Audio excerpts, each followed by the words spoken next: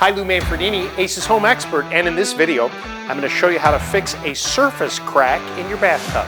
Okay, this is a cosmetic scratch in the base of this tub. This particular tub is acrylic, and it's not leaking, it just doesn't look good, and you can kind of feel it with your finger.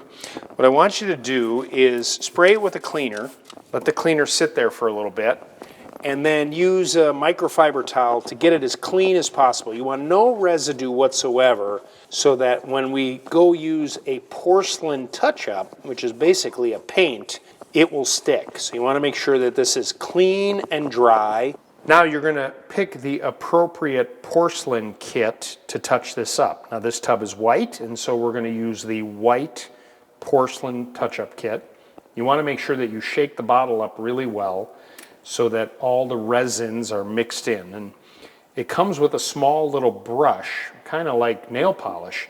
And what you want to do is carefully go the length of the crack with a very light coat on it. You may have to do this several times. Now keep in mind, it will not be perfect when you're done, but it'll look a lot better than it did. Coming up next, my video on how to install a splash guard in your tub.